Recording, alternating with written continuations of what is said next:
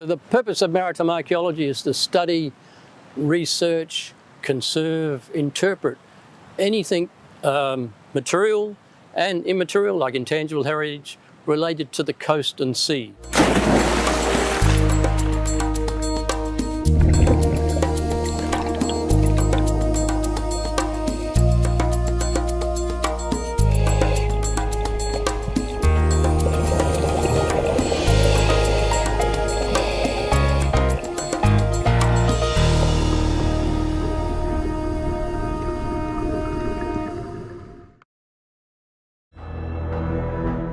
Guam is the only place in the world where a World War I German vessel, the Cormoran, lay on the seabed and in contact with a World War II vessel, the Japanese Tokai Maru.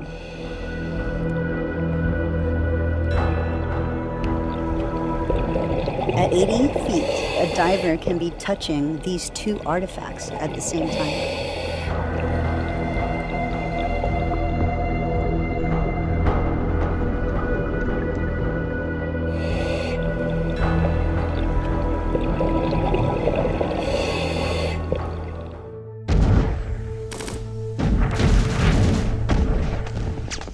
World War II in the Pacific left over 3,300 shipwrecks and many thousands of downed aircraft, in addition to the millions of military personnel and civilians killed and injured.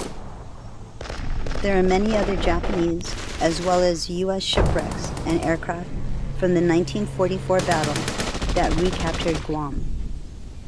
The fighting took its toll on the people of Guam and its infrastructure,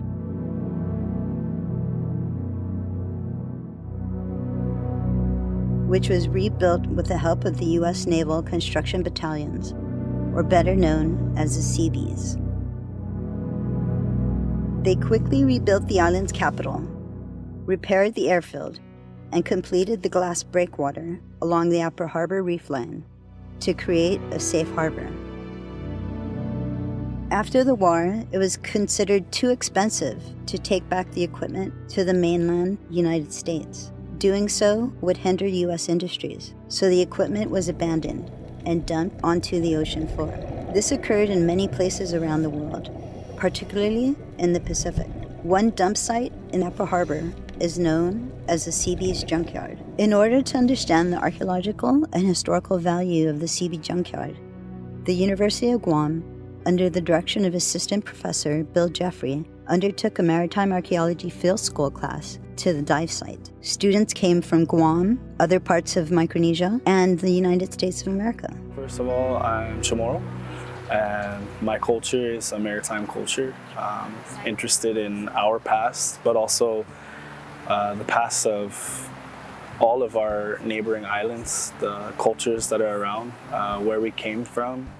The purpose of the study is to build the capacity in young people for documenting, researching, and conserving Guam's heritage and history by demonstrating a multidisciplinary approach to doing maritime archaeology. I started going to University of Guam for anthropology with not really any idea of what direction I would take in mind. And upon arriving, that's through the programs, I learned about maritime archaeology, and it definitely interested me, and so I'm pursuing it.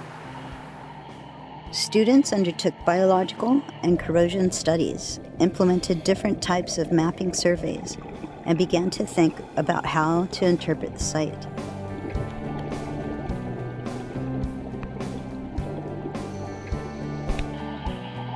A corrosion specialist teaches students to take measurements of the wreckage to ascertain their condition and how long they can last in these conditions.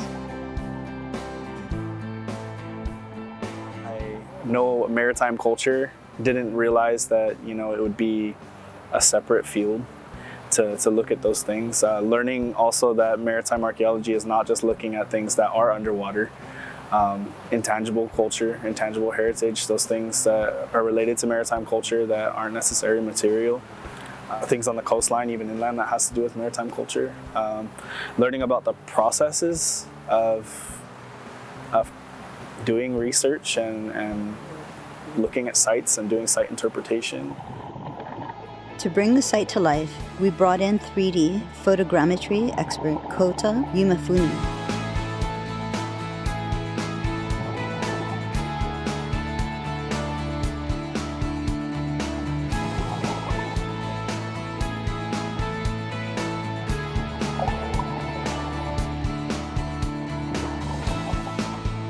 Conducting transects and overlaying over 5,000 photographic images, Kota was able to create 3D images that navigate the viewer through the site for interpretation.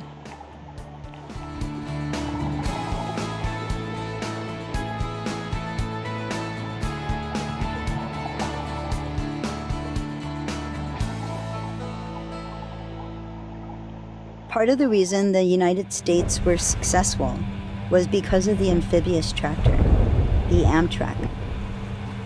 The Amtrak brought the U.S. Marines ashore. A number of Amtraks were lost during the battle for Guam.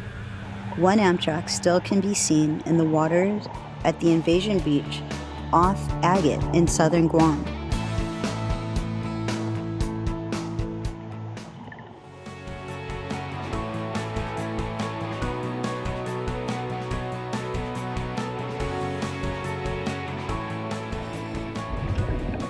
Today, the CB Junkyard is a popular dive site. Sitting in roughly 25 feet of water, divers can dive amongst the wreckage and get a sense of belonging from a U.S. perspective.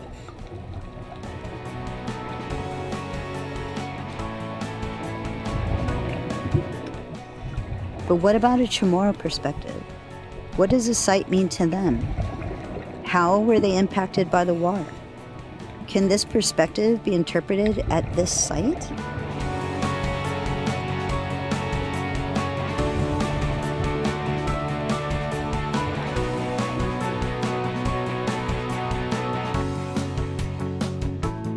Many cultural impacts were experienced by indigenous people of Guam through the Spanish, German, Japanese, and American periods.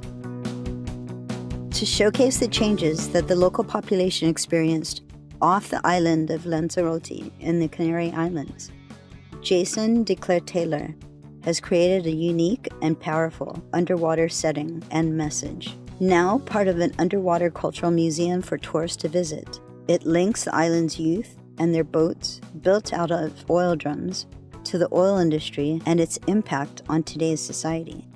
A project similar to that in Lanzarote, Canary Islands, could be undertaken on Guam.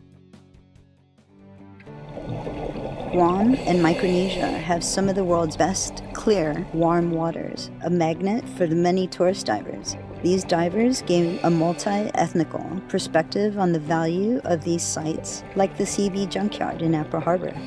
Given the strong maritime cultural identity that exists here on these islands, we must help to preserve the heritage of their indigenous people. Well, here in Guam, we live in a sea of islands. Maritime heritage is all around us. Maritime archaeology can play an important role in that. With its potential to attract dive enthusiasts from around the world, it is only natural to develop an underwater heritage park. More people at our university that, or just in the general public that are interested, I think more of them should get involved. Personally, I think more indigenous people, more indigenous islanders from all the islands, that we should all be involved in maritime archaeology. We want to, I guess, reduce this sort of feeling of the scope that maritime archaeology and underwater cultural heritage is a marginalised heritage, because it is so important in this sea of Ireland and for islanders living here. And that's inspired me to develop maritime archaeology here in Guam. I feel like maritime archaeology is really important for island peoples because there's so much for us to gain, not just in knowledge about ourselves after the fact of colonialism and these things, but also because it's an avenue for us to protect our land and our oceans, and for people to learn about us and to learn to respect us. I feel like when we're unknown, when we don't know about ourselves, and most especially when others don't know about us, we treat our past, our land and our oceans like as an afterthought.